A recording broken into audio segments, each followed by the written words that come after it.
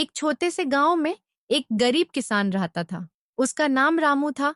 उसके पास थोड़ी सी जमीन, 2 बैल और एक झोपड़ी थी। दिन भर कड़ी मेहनत करने के बावजूद उसके घर में अक्सर 2 वक्त का खाना भी मुश्किल से होता था। एक साल बारिश बहुत कम हुई, खेत सूख गए, चारों तरफ चिंता का माहौल था।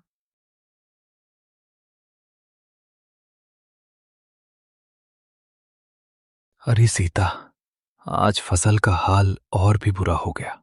अगर ऐसा ही रहा तो इस बार का गुजारा कैसे होगा? रामू, हिम्मत मत हारो, भगवान पर भरोसा रखो, कुछ ना कुछ रास्ता जरूर निकलेगा। फिर वाहन पर मोहन जाता है।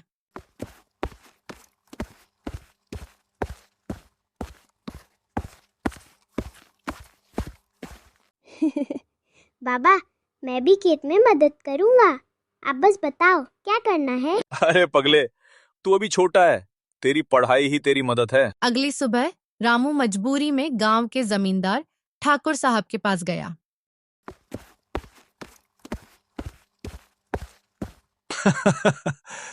तो रामू, कर्ज चाहिए? हर साल यही समस्या होती है तुम्हारी। साहब, इस बार बरसात ही नहीं हुई, थोड़ा सा उधार दे दीजिए, फसल होते ही चुका दूंगा। ठीक है, पर इस बार ब्याज दोगुना होगा। मान गया तो ठीक, वरना चल जा यहां से। रामू ने मजबूरी में सिर झुका दिया। गरीबी इंसान को ऐसे मोड़ पर ला खड़ा करती है जहां इज्जत से ज्यादा पेट की आग बड़ी लगती है। उसी शाम रामू निराश होकर घर लौट रहा था। तभी रास्ते में उसे एक साधु बाबा मिले। बेटा, तुम्हारे चेहरे पर चिंता की लकीरें साफ दिख रही हैं। क्यों घबराए हुए हो? बाबा जी, फसल बर्बाद हो गई, कर्ज बढ़ रहा है, समझ नहीं आता क्या करूं। जीवन तभी कठिन लगता है जब हम समस्या को बड़े पहाड़ की तरह देख लेते हैं। जा बेटा, इस गोटी को अपने खेत में बो देना। ये कोई जादू नहीं, पर तुझे सही राह दिखाएगी। साधु ने उसे एक छोटी सी चमकदार गोटी दी। रामू को समझ नहीं आया, पर उसने गोटी ले ली। अगले दिन रामू ने साधु बाबा की बात मानकर वह गोटी खेत के बीच में मिट्टी में दबा दी। और फिर कुछ अजीब हुआ। गोटी वाला स्थान हल्का हल्का चमकने लगा, जैसे सूरज की किरणें मिट्टी के अंदर से निकल रही हों। रामू चौंक गया, पर डर नहीं लगा, बल्कि एक अजीब सी शांति महसूस हुई। धीरे धीरे उसी जगह मिट्टी नम होने लगी और कुछ ही दिनों में वहां एक हरा भरा पौधा उग आया, जबकि बाकी खेत बिल्कुल सूखे थे।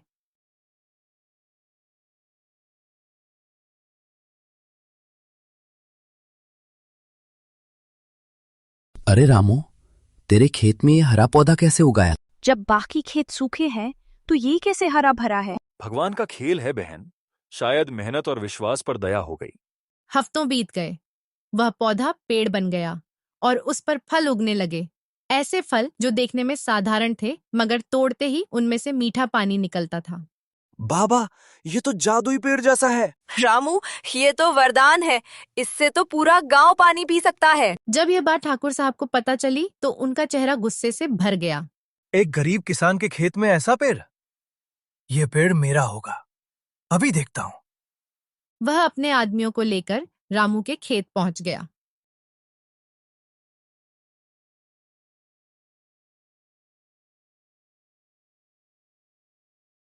रामू, ये जमीन अब मेरी होगी।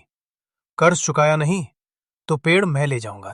साहब, ये पेड़ मैंने मेहनत और भगवान के भरोसे उगाया है, इसे आप नहीं ले सकते। अचानक पेड़ की जड़ें चमकने लगीं, हवा तेज हुई और ऐसा लगा मानो पेड़ खुद ठाकुर को चेतावनी दे रहा हो। लालच इंसान को अंधा बना देता है ठाकुर। ये पेड़ उस किसान के विश्वास का फल है।